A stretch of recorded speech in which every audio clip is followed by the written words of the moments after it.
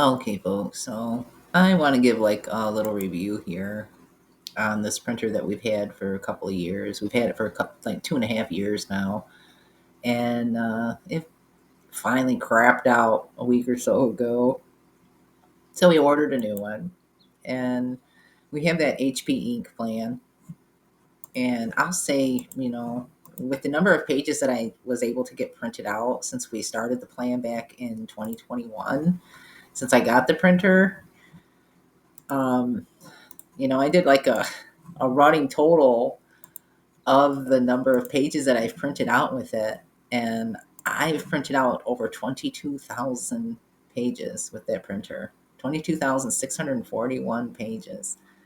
And, as far as the HP Instant Ink plan goes, they've shipped out 29 of the tricolor cartridges and 23 of the black cartridges. And they've been really good about that. I've always had ink. I've never run out of ink. I'll say that. Even with, printing out all of these pages, you know, if I go through a big print job, it's like it almost seems like within a couple of days I'm getting a new ink cartridge from them. So they're pretty good about that.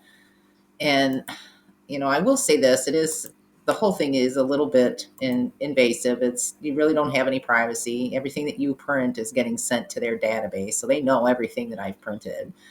They're well aware that I've printed out over 22,000 pages with that printer, and I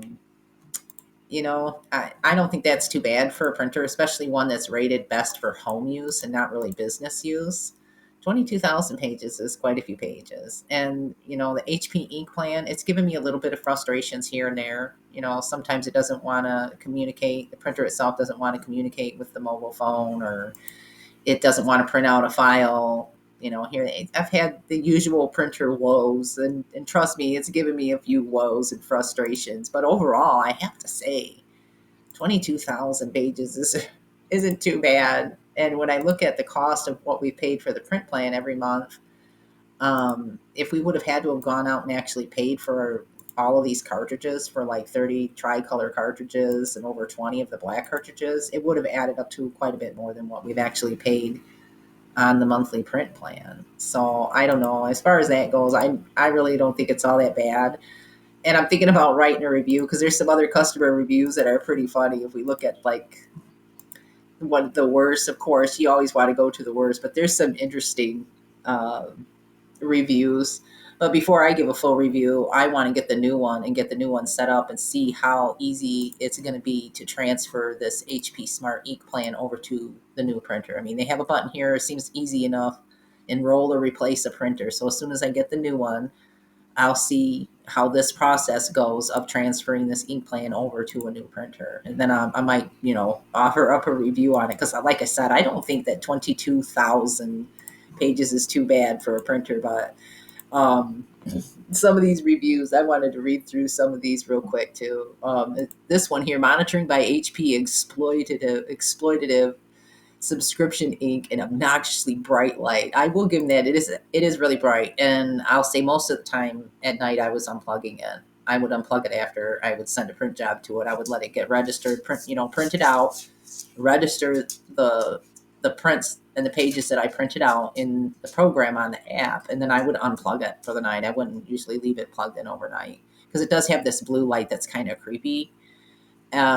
But there's one review here that I thought was really kind of entertaining, but it's so terrible that it's impressive. And this was recent. This was from October 11th, so within the last couple weeks. It says,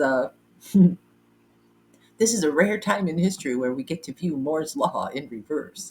It happens only once in all history because once it happens, there is no reversing it. No one saw it coming, but now that it's here, I am just relieved to finally be done with all this technological advancement. The HP MV6000 has arrived to stop the clock, turn us back around, and march us all back into the negative singularity, which I'm pretty sure is either the Big Bang or total heat death. Either way, I am truly inspired by the HP Envy 6000 printing machine and its elegant design to not print. I am so impressed, I will refrain from any snarky envy jokes, in quotation marks. Like how I envy folks who quietly quit like this printer has. But that would cheapen the significance of what HP has accomplished here. My autistic daughter is not an engineer per se, but could, under the right amount of pressure, build a working printer out of parts scavenged from Free Geek, enough to make ink apply to paper. So we can establish the technology obviously exists and has for many decades. So make no mistake, this is engineered by a higher power. HP has not only managed to build the most advanced not printing machine ever created, but require users to subscribe to an ink delivery service tied to a mandatory app that users have to download that doesn't have any communication with the printer, but somehow guesses when you might need new ink because it can't talk to the printer because the printer is no longer a printer. It's a machine not connected to a printing app that doesn't print or even app, from what I can tell. I am only able to write this with the aid of 6 shots of pure Kentucky bourbon, despite the fact that I quit drinking years ago and vowed never to start again. But damn, opportunities to see what I'm seeing come once in a lifetime. I am crying in between bouts of hysterical laughter. I will be able to tell my own kids about this very day, the day technology went backwards and all machines and software began not doing until they were so elegantly engineered to not do their job. We gave up on all of it, and now we eat deer jerky and do fight clubs. Oh, yeah. And of course, worst printer ever. There's always, it doesn't matter with any of these different types of machines and stuff. Everybody's going to have their own experience. But I thought that one was a little bit entertaining there. And I might have to consider writing my own review, of course. I don't know. Like I said, it's going to depend on whether or not this whole transfer and replacing this old printer with a new printer when it gets here. Depending on how that process goes, I might have to write a review on it. But folks, I don't 22,641 pages is really not that bad for a printer as far as I'm concerned. So I don't know. Just had to share that with y'all. Thanks for watching.